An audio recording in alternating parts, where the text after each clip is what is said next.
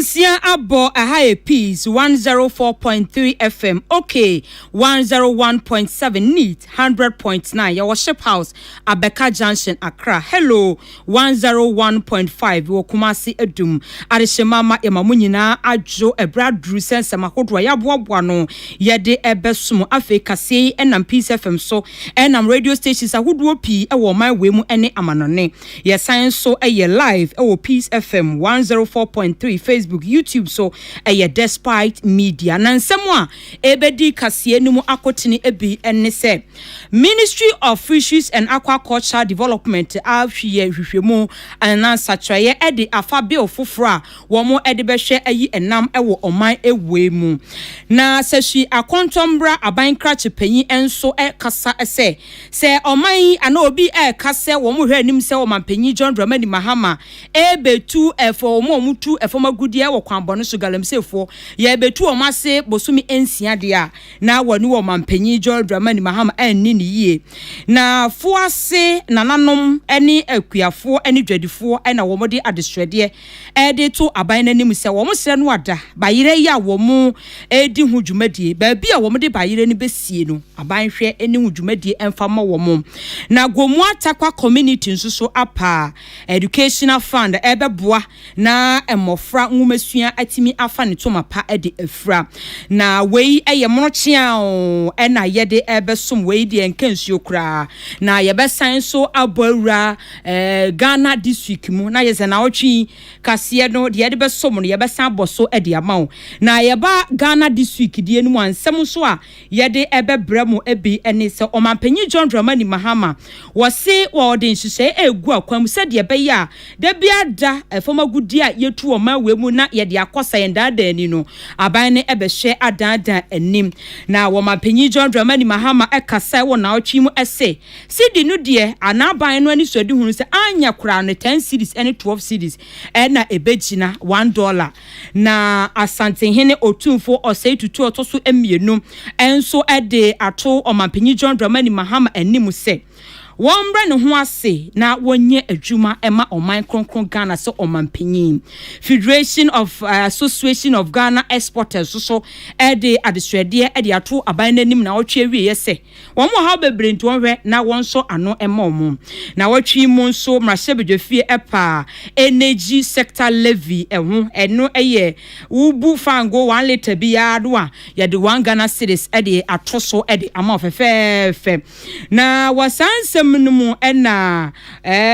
MPP amanyokuo no so akasa zewe dumso levy ena aban no atimi ede aba na omampanyi John Dramani Mahama so ekasa na otwi mu ese wo hye fuel levy ya aba no a emprempren pa de Ghana ye hia o pa na kane mampanyi abedi ekire Dr. Mudbo mianso akasa se ekwan a omampanyi John Dramani Mahama yi levy freeway na ona nsom da yempo se wode dumso levy ebeba na otwi mu office of the special prosecutor declare kane photosamfo ofori atase wanted way ena any afoforo ene yede ba besom Ghana this week emu na yemfa seda emma 74 mesha eno no betimi atwaniti akra aye no T74 na eno no ebo papa upedru a ebisiu mu system no na nkwamo no atimi agira ne nan so pade a eye T74 mesha na wonim se wo kidney yade na wapebi anonom hepatitis B and C etu ase akra wo oba na obunsa wote yawo a na wape T74 ni bi anonom na mu yade bi a T2 bi ano na wapebi nso anonom mesra wo oba na himfio ne ma nkoyi ema no ya himfio na ehia e wo se otimi siesie o na otutu tatai na o hye nchacha no owura himfio no opia na wa mo opia fo me pa tro siesie wa himfio no eye T74 wo ho ana obo so ehyehew ana se wotimi so high blood pressure no koso sugar level no kwa na ekosoro wo de ba bi etondro bia kwa so T74 eno ano no wo kan no ye be ma obi amwa no obi wo home ankaboni ewo mu ana se obi wo a wo che nso a wote ya papa eno obi wo nso ekuro bi atunu a waya enko utimi nunum bi etimi kunu one time and afi prostrate wo ye bema na wo jinso twam wo how ewo mu a wotimi se wo jinso a wote yaw ewo mu anana se wo hu se wo jinso no se de wo se siban mass ye dia 20 na 74 mixture ebeboa ana afi liver infection eni yade bi a eteto bi ti se obo wane ho krono banyina no apebi atimi anono mesra pharmacy eni herbal shops okwa wo se ope 20 na 74 ure fi krampo dia T74 okwa yebema obi ama watimi anono mesra ope onchiremu biafra T74 a fra 0246 0734 98 ana 0501 628931 na woni wo mo adi nkomo na atimi aboa papa na wo pomden atimi agya ne nan so menso a obetse menkasa mede kasie yi ede bro wo midin mame akosua etonam afegibre na yemfa nsem no nkyiremu emrew na yehye nsem no asede a na Ministry of Fisheries and Aquaculture Development na say asoe a ehwe enam yie ene afarefo dwumadi a wodi wo ma eman we mu no wo mo ene stakeholders akwakohia ni nyina ene se Fisheries and Aquaculture Bill la emra yehye so ne yede yi enam ewo ma we mu ewo kwampa so no wo mo ehwe adada ni se de be betimi aboa na wiase afa na die nyina akwa amofa so yi nam no ebetimi enno akɔpe na June bosomeni de toso enum na wo mo kohyia wa Elisa Hotel won kan ha sei na wo mo kɔɔye no wono wa ben pa wonam yie mu na fe wo mo hwɛ na mra yɛhyɛ no kwampa so ne civil society organizations na wo mo ekohyia ye na ne nyina ne se wo mo hwɛ sɛ de be ya wo metimi aboa na Ghana ekwan yɛfa so yie nam no yɛbɛyi no kwampa so na kwambɔne no enkofa sunsuanso bɔne emre na dwumadie no ase Minister for Fisheries and Aquaculture Development Honorable Emilia Arta ese na anu ada wo mo edaye wo ma anka bi ahyem ese European Union wo mo ama Ghana yellow card aden a wo mo ese kwan ya Ghana yefa so eyie nam no yemfa mra kwan so nyi ase ye ne illegal ye nye ne yie eno se asem we ya de hu ya pa enti wo se ehwe di hu dwuma de se de be ya aye ntena ho emo ma me my red card na je se ani agye gua anesa enu nti na wo se ni monim yo mutu ana mo se de be ya ebeboa na wo hwe be oyi krampo no a wo mo ede komra hye bedwefie we ye wo mo ede ko se de be ya certificate of emergency wo mo ohwa na se urgent ye hwe na yetimi adanda ni se de be ya United Nation Oceans Conference on be ye no France no Ghana kwan ye fa so yi nam no ye betimi agye no kwan pa so se de be ene o my way ene wiase afa na de nyina ebekọ baako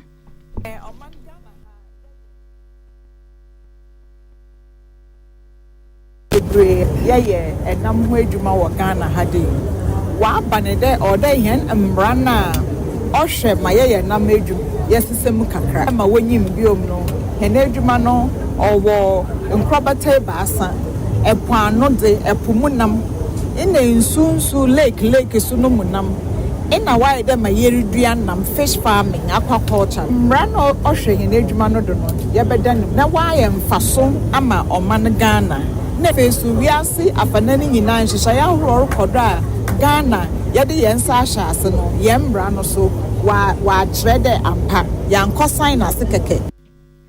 na enu achi no mrase bedwefie bedwekuo titire ni ya wohwe nnuane kwia ene koko ensem so Dr. Godfrey Seidu esi ehu behia paasa wo mini stakeholders ebehia sede ye beya ohawa kyese efa ekwan bone a wo mo fa so eyi enam ewo ma we mu no wo mo behwe na wo matimi aye ne yie ena fe European Union wo mo yellow card ya wo mo di amaye e wo se etimi ehwe di hu dwumade sede ye beya ebetimi aboa magana yetimi agina baby papa said the bear yan kwatena se na enkofa red card bia emebre oman no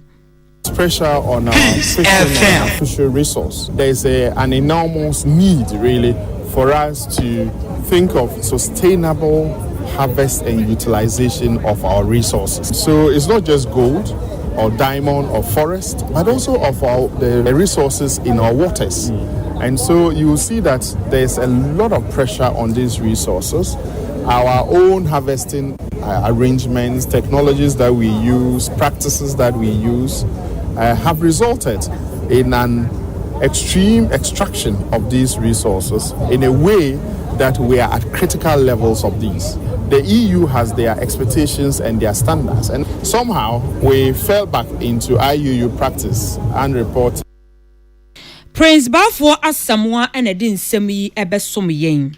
Na seshi akontombra aban ekrachi penyi Honorable Apia Joseph ena wakasa ese omampenyi John Dramani Mahama ni swedi hu na wo hwe se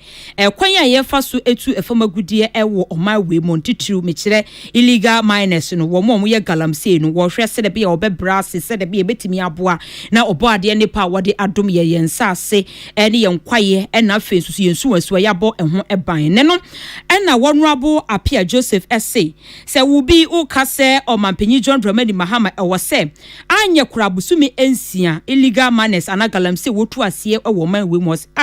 ukasa dia na wodi omampenyi John Dramani Mahama enini ye kura ensa ne se woso hye galamse dwumadi a ye kan wasam no edi mfie du ene akire aikeka ko aban ne bɔ ne homoden enti wontimi emfa mritia wabia entu galamse ase na wose san ne ye kan ne sadia na abandada no ebra na omampenyi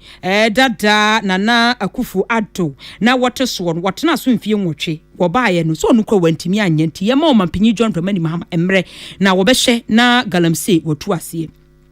Yeah, the measures are good, but Adi I saying over 8 years, you don't expect say the 2 months may ever solve it. Adi I say over 8 years, you don't expect say MPB 5 months or the best solve it. But Omuni Bibiaka as usual, and they are making noise about galamsey. Enwachi no Honorable Apia Joseph ekasa say ebi mu nenam ena wo mu kasa seshi akontomra NDC amanyokuo no wo ho no wo mu de wo ho ehye galamsey mu wose sansem we nukura bi anim wei se wotibia asa ebi mu no mo hyira keka sansem na asa wo pese wo de ya amanyo bi enti wote sa no nukura bi anim ban galamsey ne hu nsensem wa eno de obi anim sanse NDC ye be fra ba mu 2016 there was no single site aye galamsey ho. That is the prudent management of our contomla as far as galamsey is concerned. But after I see a free order now, Alejono po atete. Peace FM. For by be year adwuma wa. As I am speaking, small boys na baby a channel for na year adwuma no mo na mu didi o amanani mu. Enyo mo nya galamsey bia. But Alejono po atete ni ado here mu ni bibia aka. That is why they are making noise of galamsey. But enumpo no ye share omo ankwala na omo yes adwuma ne say yemwa na amara na omo tutunu yen kata so. Onipayati ninken Honorable Apia Joseph sesua kontombra aban krachi penyi yenua kwadwo prekese enedi nsemi ebesomye efri atoye ativido mantemu na fiaso nananom ene akuafo ena fedwadifo ena womode adesrede ede eto aban nanim omose sawodi wani echiremu ewo techima metro ewo bunu east mantemu ewo ena womowo na womode adesrede eto aban no ene ankronkre emeche private investors say omumre na omeye omumwa esane say baabi a womaduru no ohawa a emene womone so papa esane say wasudi wani echiremu ewo fia so a bayire ena omudua ope omagwo mu baabi a womudua bayire party a wontimi nyi omu emfirimu nanso ehawa womu ne say bayire ntimi ba nanso baabi a womde bayire ne besie no ha adwen baabi a womu bedi dwanso eno so kra kwakoye o hawpa ade amommenam so ema womu a womu eton bayire bi mu ne nam kwan ho bi mu kwan ho no motonton betimi kra de oyene atimi aba na sansem we ebeto odwa ebra afia so nananom ebra womu ya amamre ene amane na bayire a ye betuo kra fi mu de ahye se de bia ya pa ho entoma eno ena fia so hene nana kwadwo amya otoso emienu ene fia so hima nana mariama owusuwa ese baabi a aduru no awose mpanyifo hwe na omutu ho anamo na enam sayo so mabayire bebre ese basanso ana ehadwi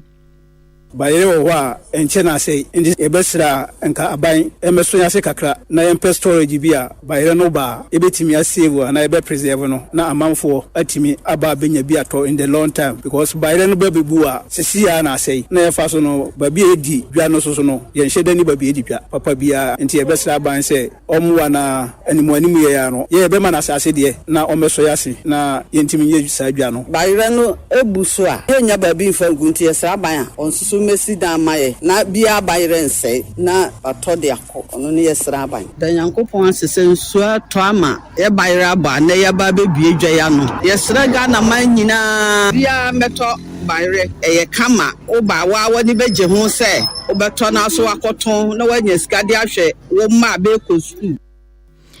na enu achi no fia so adwadifo ene omanfo enso ekasa ese bayre de abu enti wo ba be to bayre abra na beto ne mo menye wa adwen se wo ba be ha akuafo no wo mo do bayre no wo se na wo mo bibi kakra bi esane se wonim se bayre yenya ba bi mfangu enti wo ba beje esane se wo mo de be ma atufo tese fofulefo obasa no ana che se entwe enti wo mo sere mo amo beto bayre no mo fa ebu papa mbra se de be ya wo mo so benya bi kakra bi na bre no abre no bia wo matimi ede adua bayre Abusia fon kran fo kakra de fon kuma be fo tatima fo ya pa ma chani diem e ya mo mbra fianso na mo mere bare fo so seye bo so da fo bare mo unisika kura wodi abra e be firu ukona kwatonwa na so nya gaga de sho o mesku na ya pa ma chana mo so ba ye na mo be chia ma ye na de wiase nyina tede Ghana man nyina tede ni nyina na se tatima fiaso ya ne forikrom wiase nyina woni na edika tu bai mo no first e wona sase so ti dia na ka no se wa mame na chia me kwan na magunsa abie ni dwana no ne de a kire se afi akwapura beto ya Ghana mai ya dia ya jano fianso the whole Ghana hana bare di kan ba first atofo mombra na bare no buo wo fom kama efeso no de kwaso ayatimi atona kama amma eni awutiye fiaso adehye enono anase omanfo ni dwadifo wo mo ewo ho enono nana kwadwo adu Techiman Bono East ono ena ode nsem yi ebesom yen na Gomua takwa wo Gomua West District mfimfini mu emantemu ena wo mo apa educational fund enho entoma ye ebeboa amadisuafo a wo mo enimade papa hapa na so fa mekodo wo sika ne ebi enni ho ntino wo mo etimi ejai school ena fa bi wo ho nso akade bi ni nyema kitigiti bi ohia na wode akọ school ni bi na acha se wajai school no kura wonya enko ebiom na enu wojumedie no ase no Gomua takwa ehene nana ata kwakwa ajiri opusu otoso enson ekasai ena ose wei eyenhyehyeye a Gomua takwa eye sedebe ya wo metimi aboa na wono wo ho ekire wo mo ehia mo kaketua bi na wo metimi esuade no wo mo ye ede ama wo mo na enu achi no ofa kwan weesu etu awofo efose se wo ba anasa wo hwe ba ade wo se wo man ehuhia opa eye oba no adusua na wo se aduane akola ne bedie atare akola ne behye ena afi wo hwe akola na asetena mu eyiedi a eye wo owofo no asede nti yen hwese ye bema ye madaache ho ahia ye amen ji bebre de ye hyemu wo ha ye be ye education fund ani da na ye bo eja ahoro na abado ebe na adi na eja ahoro ye odi no ho bo aforo de ma emi na owo na mbom se wo ba ko school there obiara yi wa obefm efinitrim na mempede abufra biara wasu school call another opera osua djuma sika samti ontum call me ma school mfaso awo nti meja no me nanom mu nyina la mfo ma adwen mu yansa na mu sika mfa maboa na obi nyim dwonko ade be chedo ye sika bebre ya hweyen school Gomua takwa hene nana ata kwakwa ajiri opusu otoso enson yenua Ibrahim Dazi enede nsem yi ebreyen na Ghana National Association of Teachers or more chairman wo chofo Himalowa Denchra mfimfini mu emantemu Reverend Daniel Tommy Enin ena wode adisrede ede ato obisi candidate ya wo mo ekotro insohwe a edi omanimu yase sa wo kotro ensohwe na onim se wo ye BEC ni dia ade ba ko a ye ka no examination more practice apo no yifri utirim menya wa adwen se wo de paper bi kwahya wo ho ebi mukura omusku ntade no na o ma atwotwo ade agum da bi wo se wo ye sa na aban ensa so mu a a wobetu wani no na exam so tro no e wo post station eti bon homoden se wobetwe ho afirim eno achi wo bo akyerkyerefo mo oman we mu pa se oman yade papa wo hwe ntetiye ene kwan a wo fa so na edu se mofra no kwotro BC a kwahyehye ne kwan a wo ne mofra ne dinkita ho ne nkranhya wo hye wo na wo ayade papa ntino ewei eye bra e wo se mofra no so eye won afa se de be ya nsohwe na o metro no ebekoyi e de ama wo mu fa kwanya we so asre omo am kotro nso ni se omo modin se omo be yi omo ho afiri ohaw biara makwala bia mfa krata eno kwan se ode ko be okotro nso hwe wasua de no mfi miensa ni wo de na otwe pe na ekotro ukọ ho a wache wo ho a don hwere be nan watwe nso hwe wi epepa mienu na wo a watwe ukọ mfa krata bia de ohaw bebrew enhya wo mfa nko na menim se de omo sua no a akyerefo nso akyere wo na awurade ankasa bedum wo ema omo atimi atwro nso hwe no atwa ne yie atoa so akọ school pon a eda wo nimu no so yenim sa kyerefo no bebre na ekohwe mofra no so no matwro nso hwe yesre wom ma omo nyade bi ekwakofa ohaw e de abre wom na ochena mo ba benya aban amane nti metsan ada menuan ma kyerefo ni na se matimi akyere mofra na de akodum pempenso ya omo kotro exam si mema adesuafo ni na no na se omo kotro nso hwe ni na etirinkwa eno achi no Reverend Tommy Enin etoaso ese wo prenat chairman wo emfinfinu emantemu ebra na wo ye hima lower dentura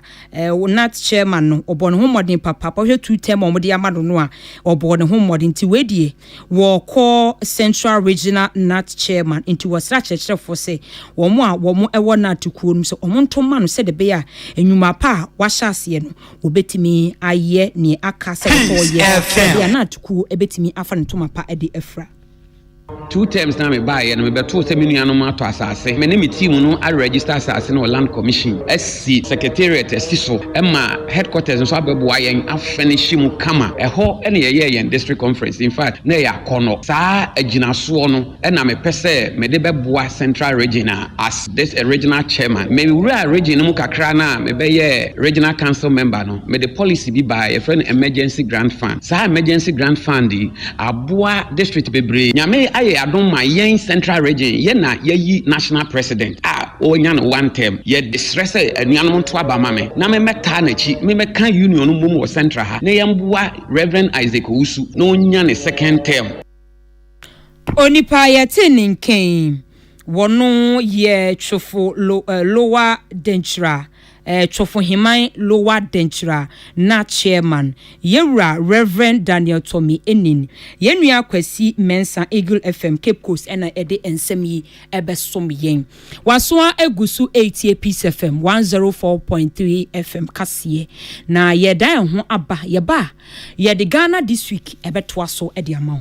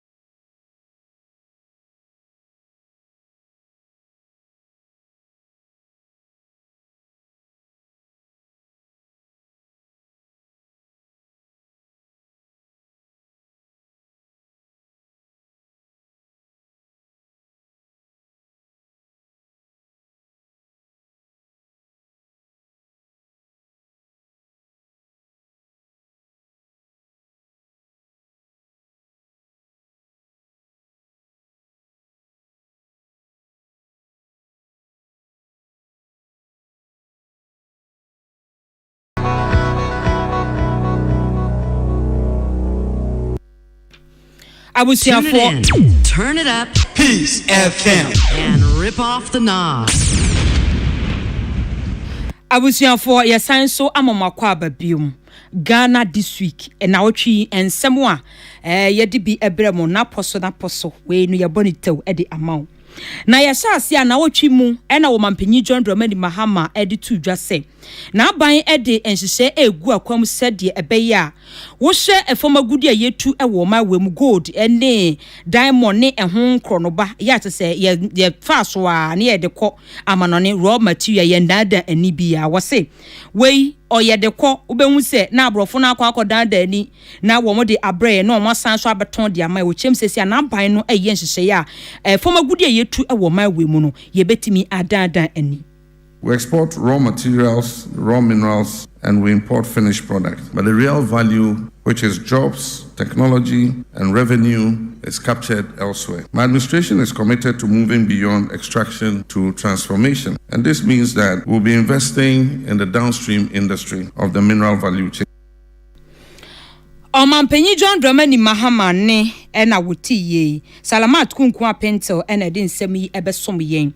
na wotwi mu ena Omampenyi John Dramani Mahama editu dwa ese Ghana cedi no ya me no kase hwan ye de ama cedi no nya hoden papa dollar no so fon na fon na eno ena wose Ghana fo ni bi e kase nka ye benyanka dollar no ye 4 cedis ena osi 4 cedi de ebe yere na aban no ni so edi hunu se dollar anyina kura no 10 cedis to 12 cedis said de be yebeboa na edwadi ayedie de ye kra ne ma frama no ne ye de bi kɔ no ebetimi aboa said de be aboa na ye ka se ye de ba 4 cedi no a ebe ha adwin.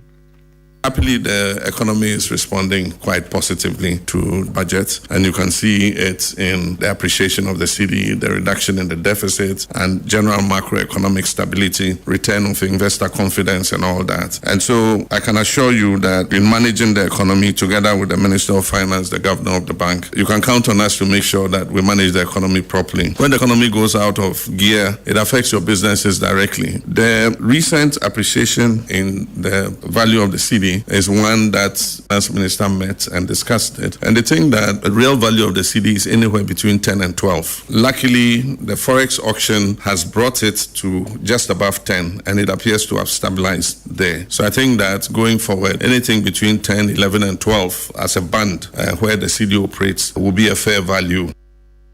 Salamat kukuwa pento ena di nsem yi ebesome na otwi mu ena santenhene otumfo se tutu otoso mbienu wode ato Omampenyi John Dramani Mahama anim se na famudie bi a wose woye ma oman no etimi etumpon se Omampenyi wonfa mu akwamu na ne kase ena ose Omampenyi John Dramani Mahama omre ne ho ase na Ghana koju bi a wo manya woni mu no obetimi aye adwuma na wode sansem tudwa ebra wotumfo ose tutu otoso mbienu ekosra Omampenyi John Dramani Mahama ewo abankesie mu ena wode sansem we etu edwa.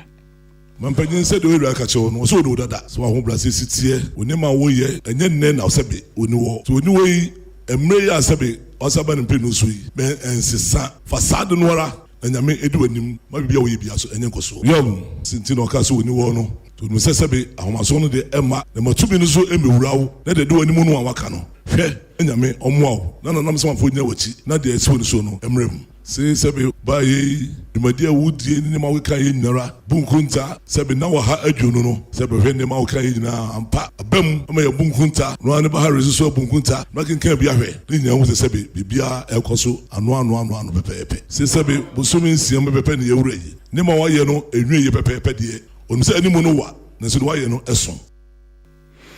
Salamat kukuwa pento ena di nsem yi ebesom yen. Federation of Association of Ghanaian Exporters ena womodi adesrede ato Omampenyi John Dramani Mahama anim ese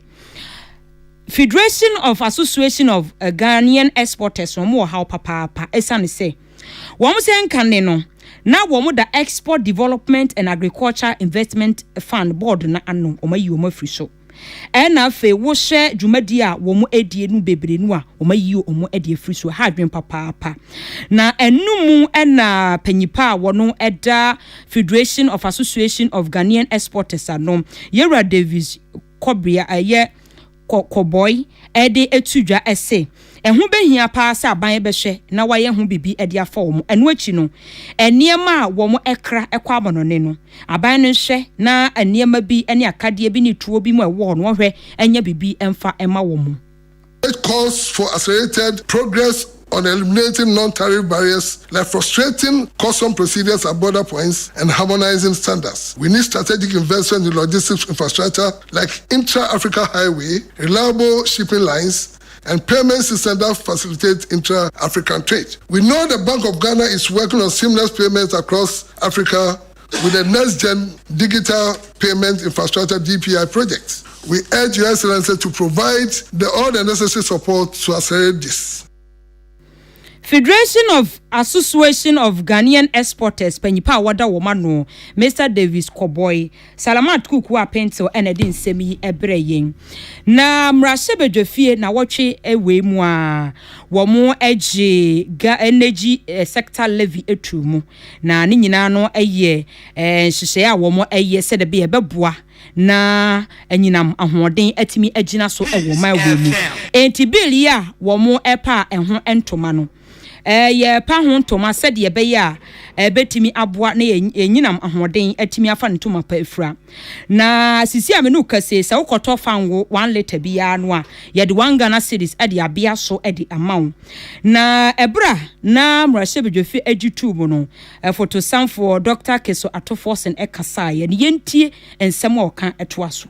Right, Honorable Speaker, our simulations suggest that there will be no increase in the export price of petrol and diesel in the next window beginning today if the levy is imposed. This is because of a strong Ghana cedi. Right, Honorable Speaker, the levy will serve as a dedicated source of funding to the power sector, and the proceeds will be earmarked for the procurement of essential fuel for power generation. The Speaker, this will ensure that Ghana enjoys stable electricity. Photo for Dr. Keso Atoforsen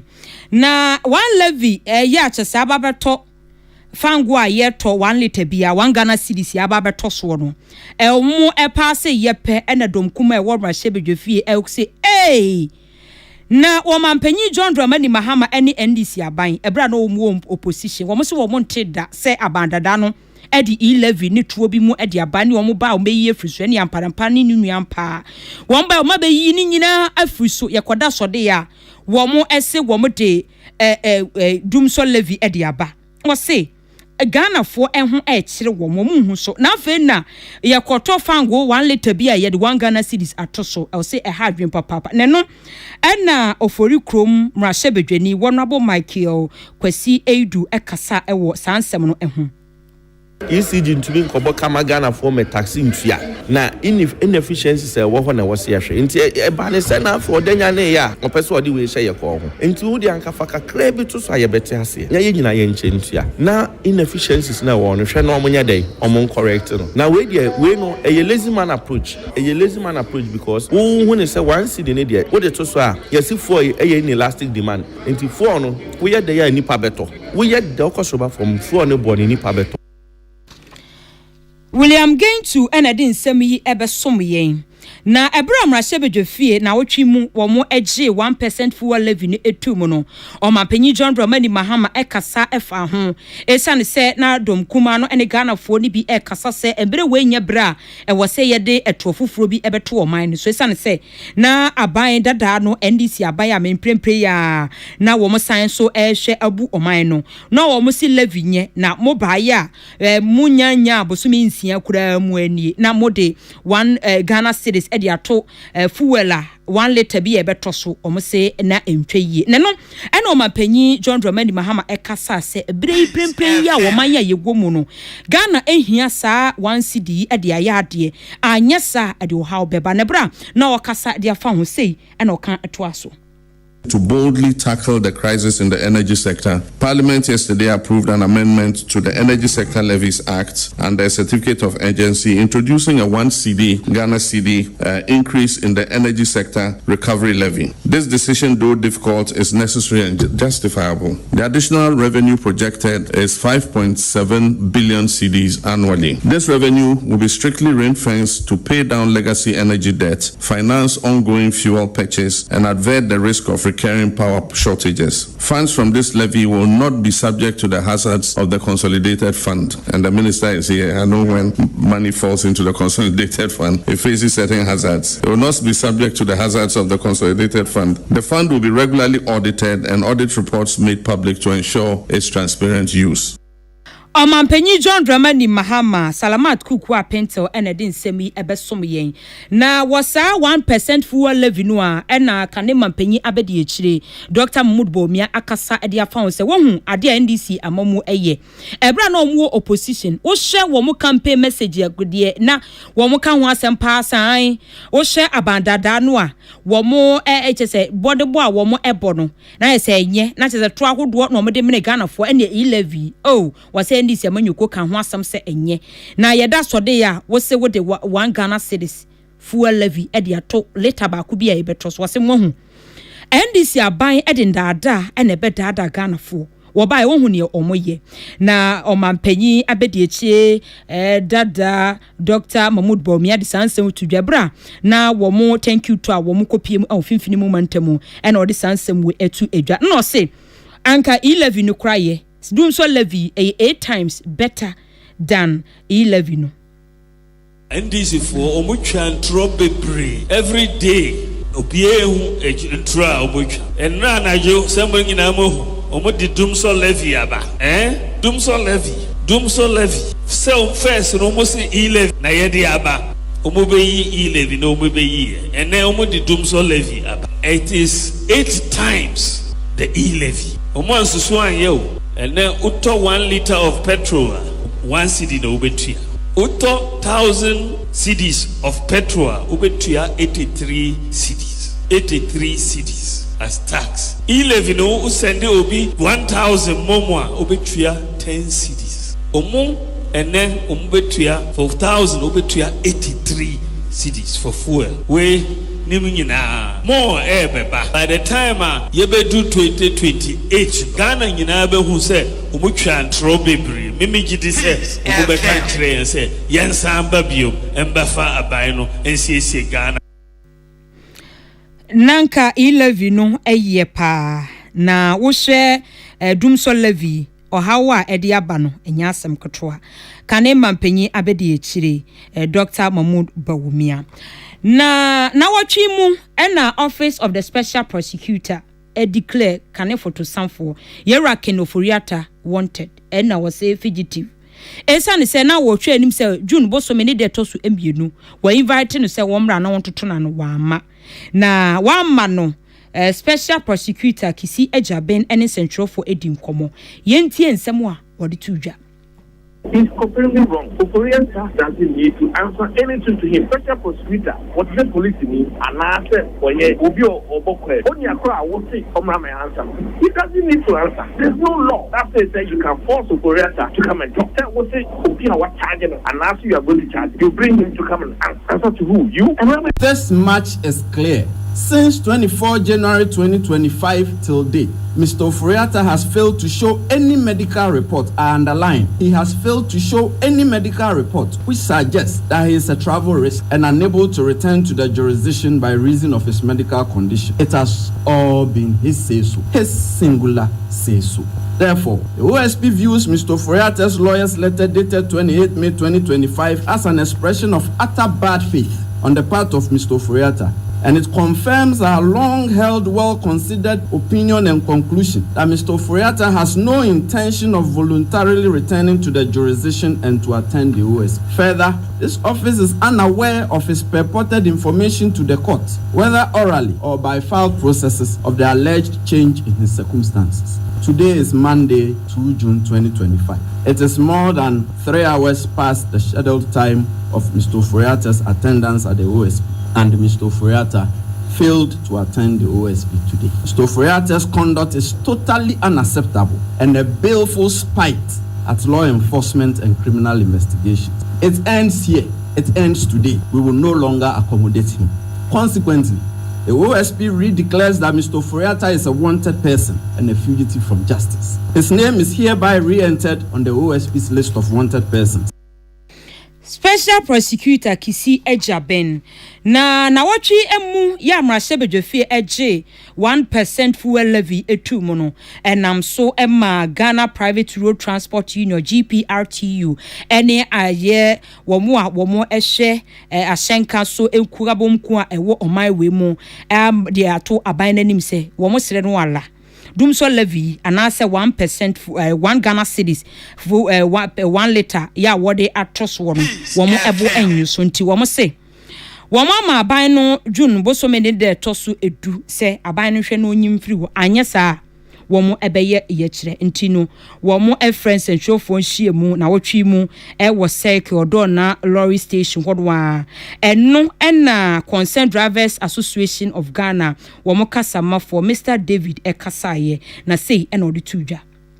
Nyeyema aban ati ase ni nyina ne se eto 1 cd na omode ato ho se ye dunso to no ye mo ato ati ase se enye yidawafo ena ma dunso ne baaye ye wo Ghana ha na omode PDS baaye si bebi esika no no omuni bebi esika no nti omonko ho no omonko gigi se esika no emfa so ano na enye ye drafo nti ase be ye dwuma mpo a nko se omone ye tena ase na ye nyina ye de ya adwen atudwa nti 1 cd ne de ye adrafo ya wi ata so se ye nti ase ena ye nti ase ma omon fa nto so na omode to so nso a eda a busumu ya yewo mu ne do eto so du yen adorafo yewo Ghana nyina ye de ya hyen si ho na trese we no eye concerned drivers association of Ghana wo mo ekasama for Mr David eno na wotwi emu ebra na office of the special prosecutor declare canin photo samfo yera kenoforiata wanted any fugitive no and I'm so emamranini lawyer Kwame Adofo ekasa de efa kwan special prosecutor de canin photo samfo yera kenoforiata efa so no se kwan awode ne fa so no mpodie ha adwen papa na emfa mra kwan so na wase Ghana mra no se ni Ghana mra ba bia se office of the special prosecutor efrewa na che se wa ma na se eye how bia na se watia emra wochirem se emra no wo ho na so kame se office of the special prosecutor edemra na to nche wade ewo emra ensem a ewo se wo ye no eho. He's completely wrong. Korean staff doesn't need to answer anything to him. Special prosecutor, what the police need, and answer for ye, Obio or Bokwe. Only a crowd will say, come on, my answer. He doesn't need to answer. There's no law that says that you can force a Korean staff to come and talk. That will say, Obio, what charge him, and after you are going to charge, you bring him to come and answer to who? You? And I don't know. He's wrong, and he's wrong, and he's wrong. Because of background by law, he can choose not to ask because. Na lawyer Kwame Adofo ena wotiye na ewo special prosecutor ene kenoforiata nsem na wotwi mu a eno ena akwasi buaten buama enso akasa de afa ho se wo hwe oman we mu a na woto nsa de firi obi na se wa ma wode wobetimi mra kwan so bi a opese wode ne fa no obetimi di na afa so se wo ho oni ho obetimi edi nipa no asem continue to pampu kwanse anybody a on person you show me say more ban criminal offense na back court no on person obe dan ho dia na say obe back court no e be timi akoso e de na court na ampa constitution to me kasa ampa even from friends an accused person can be tried in absentia e dey na me say ni pa no so oni o okay article 19(3) a subclause a na and b and my any instances that obi no ho no ma ya na say nipa no any medwani ni court wa about criminal matters e bet me at was first one in there so it me ni pana sutri e ni pana sutri ka tell me say any person is get the court say try say e cost for 8 yawo entino e say oba any pana ama o share the Supreme Court case of Bosu president of the Republic Supreme Court no can say nipa no say you number court na so onuma ase go see cost for tiano e bet me cost for tiasam mranim ni akwasi buaten buama Isaac Opoku ene de nsem yi ebreye na wona atwi mu a office of the special prosecutor ene kane photo sanfo ensem no eno ena German South Mrashebedweni Kwadwo Damwa akasa de afa ho ese ya reho sem papa se office of the special prosecutor wo declare yera Ken Oforiata say fugitive anase wanted was papa no apomudinti anase na pomdin ewo fom enu nti na wantimi ama na nya boapayo na bibi wo ho a wo se omunya abotre na nipa ne yade na bibi kitua bibi ni a se wonne ne kasa se wo declare fugitive ni de ano odin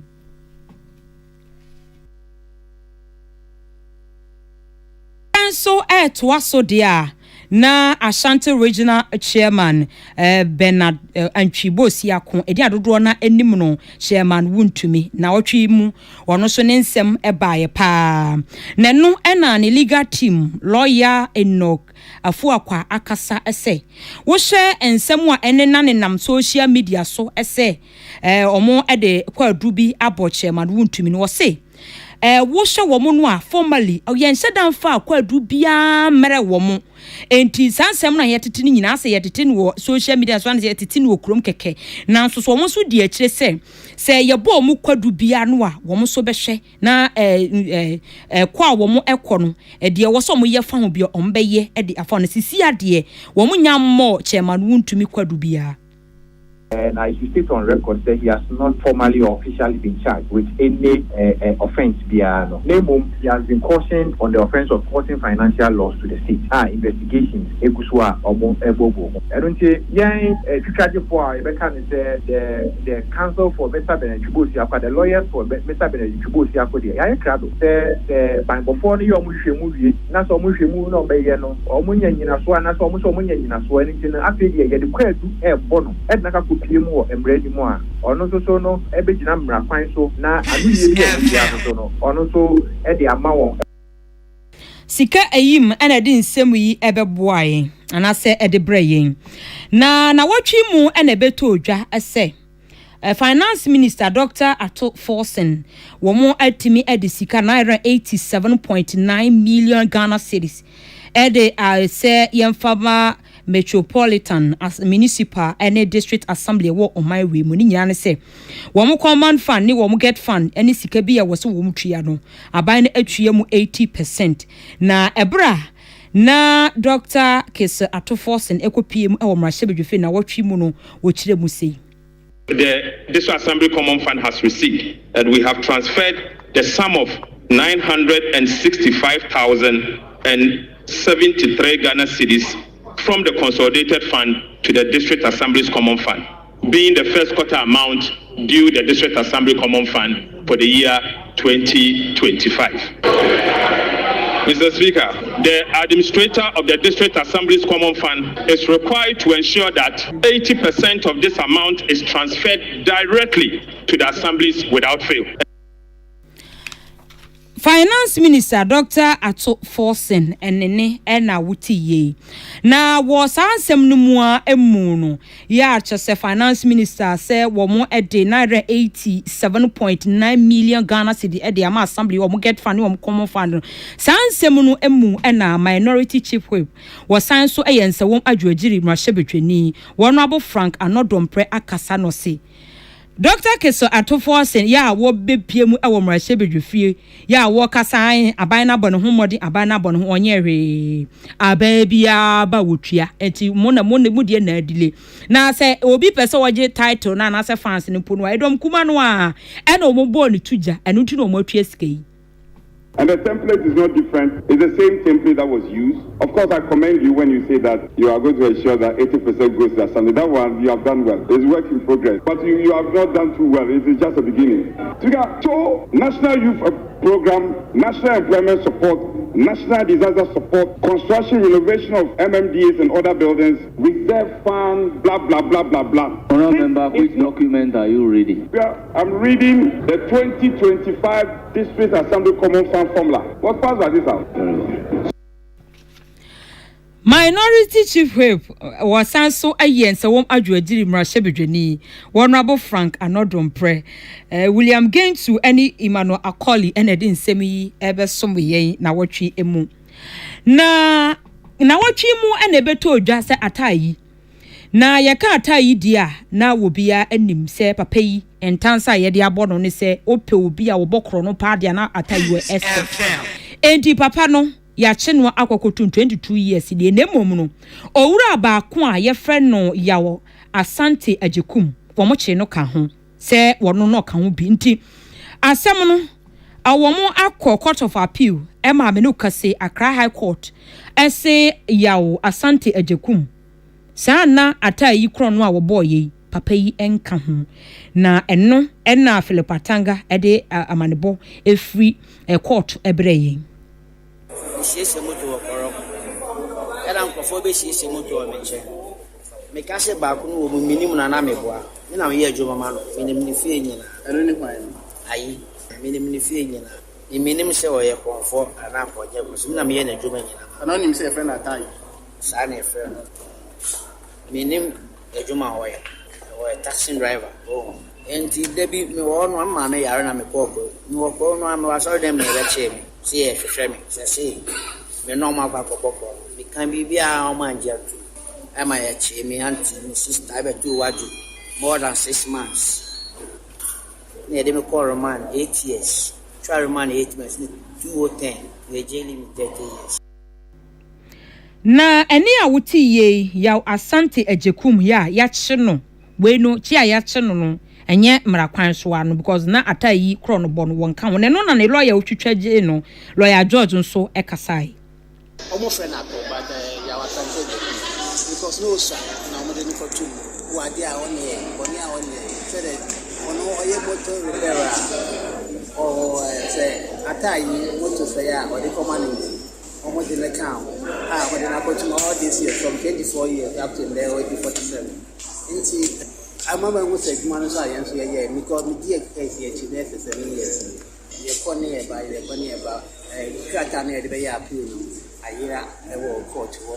see a pen for correction ni won Sunday until then we na ya and you to okoda on December 2002 Philippa Tanga ana din sami ebesome na otwi mu ena oyene a esi ye Kwame Nkrumah circle ye eja eto Gwafuli station bakwa wo hɔ nam so manipa 154 eto anano ewo ensiedo nipa nso a wo mso prepraye 150 na na wotwi mu no na eyemfie edu ne no na Peace News ene Mr Silas Kwame Oduru wono na woka wo mu a June 3rd oye neni siye no ka ho bi papa ye neni edi nkomo no se adwuma ho sem ayeden papa enti mpanyifo emwa no se de be obetimi anya adwuma of akwanya we nso ebo despite media abaso Dr. Ose Kwame despite Dr. Ernest Ofurisapon ene Dr. Father Dixon said wo matimi aboa wo mu abedu pempensue na emom no ankrankra wo mu abi a wo mu fanka ho ema wo mu asemisi ye de ka se ye nyamwa bi a aboa June 3rd ni bia ama na setrema ye a na nokuru bia ni esi 2015 3rd June sata na ba no etwa compensation to wose wo de ma ye hwe ni mo ama efi wo be pe nyamwa bia mfiri na se it be sad of phone penny for say na ye June 3rd a ye ka ya meni hu ene ya re ho ni abubu bia obeti yenka bia omna meboy say e papa despite say the na you call TV so awia no ye da na se ene PCFM for da wo ma se TV for ene wie ye wa despite when ye wo fu support for that this say monte June 3rd for nka e hiam nsem mo abi Mr Silas Kwame Oduru wono ne ho kaaye ewo June 3rd oye ne a esiye ewo Kwame Nkrumah circle na wotwi mu na eye mfie edu na ababeto dwa United States Donald Trump US president wasanka no ho biu wo se ni embassies ene womu a womu edi dwumadie no womu chemse scholarship a ye de ema adusuafo no visa bia ye de ma womu no omu stop ni nyina ndinu opese oba United States of America sa visa process no womu enyai na samni beto dwa no ene ne National Union of Ghana Student Association panyipa wada womu ano Daniel Boche edi enkomo okasa edi fa ho se ha adwen papa na womu Ministry of Foreign Affairs akasa edi afa ho se womu hwe na womu afom die bi o so womu de boa na womu a sa ade we ha womu no ye betimi aboa adusuafo yi the name of foreign policy no and say as a sovereign nation as America no omo ankasa no mo control foreign policy nti yent mean dictating more whether to admit people or not to bring people into their country but the effect is having on us and yet make come we want clarification say Minister for Foreign Affairs we'll get some clarification from U.S. Embassy in Ghana. Now you the way forward because Nyama Bibri are constant still. And for more affin or more apply or more admission that or more even for some of the people who say we need admission if we are even to go for your interview and everything, you should at least pay part of the fees. You must have some evidence. Naomi Obenewa enedi nsemi ebreye na watwi mu wodi wani kire mu ewo bibie ni anwea so bekwa akropo mu sehwi awaso ewo atoye tv do mantem asemde emfiri wo amakra ni nyina ene se emmofra enan atona no ewo nsie do bra na wo mo ebobo na adwoada no abo no nan empemu pepepe ja wonim se mofra nso oto a wo mo pemu awudie pa ene wo mu di agro mofra no mfie no efri emfie ensia ekopem edunan na ayira mo kasie bi eto yemenam so ma mofra no mu enan de krana na munum a ene wo mo to ana no ewo nsie do bra oye nani esi ye no wo enum ena administrator woda Green Shield Hospital ano Desmond Amma ene Peace News edim komo no kire mu sisi ande mofra no kwade ba ko pe no waka na emom no mu enan no podi omu do mu akopie mu ewo anwea so mmotria wo mu ye hwemu ede afa ho. I was told some free awaso compound na nsuo ne to no aha grada na etie no na nkwa no ebobo anti na omu na massa incident ni CNT e don buy nso true confirmation nso no chese out of 5 no ba ko na otimi survive 4 no de o otimi survive nti o wa nyame de ne o no mama abozi for so oh yeah me frɛ inspector na no around nti aba be confirm bibia chese tise ne ye kana sa na asi to no kwa yese o pe ambulance ababa be convene and crime. Okay, say be na doctor around into true confirmation na o may hu say 49 or no dey like omanye yi nti bro you can be say BID which is brought in dead ti ba ko na aka no na yeguso aye hwe no se ne be ya na pom de no so be sui na administrator Green Shield Hospital Yewura Mr. Desmond Amma nene eno no kwame kontobo aten se shibe kwa Lord FM eno de sansem yi ebesom yen kase no asi me amekenkan ede ma mo midin mame akosua etonam yemfa aseda emma 20 na 74 mesha eno no utimi kan T74 tietia akora ebo papa Emma wutimu se nkwamwa no etimi gina na so pa kidney yade no wape T74 anom hepatitis B and C ena obu nsa wote yawo enam yade bi atitu bia no na wape T74 ni bi anom eya na me se obaade wo himfio eno eya ade ba ko a wo se wo mu wani kon papa anyesa asembeba debi na obi edi asokwa ebeda no wachenchena ntu yoba siesie ho T74 ebeboa obi wo ho nsoso a na ohun se ne boso eta ahyehye ne pa ena ne pressure no nsoso kwa na ekosoro sugar level no nsoso no eno so ekosoro basa ha adwen obi wo nso ohome yankabone ewu mu T74 ebeboa yamko na etete wana ana se bia utimu se wo ye bema odwunso twamu ahaw ewo ho liver infection ene yade bia ehaw no na wape 20 na 74 mesha no T74 anonom ebebo papa me pa chedro no baby ya Ghana baby ebi wo ho okọ pharmacy ni herbal shops na enye na ewo ho me pa cho penchiremu bia no afre 0246 073498 ana 0501 628931 na woni 20 na 74 mesha penyufo edinsa wo se de be ya beboa no wapomden eho atimi atono na yemamomo ni tie Christ asundwe enkamo nyina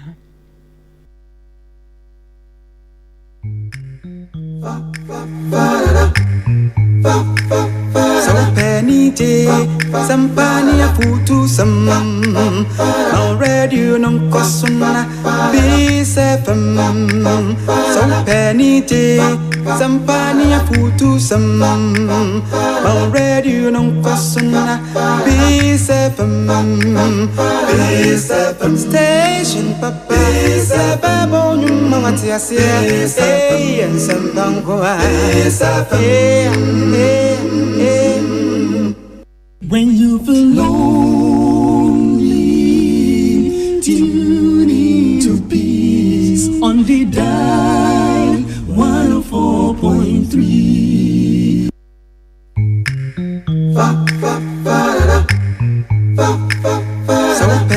penite, sampani a futu sam.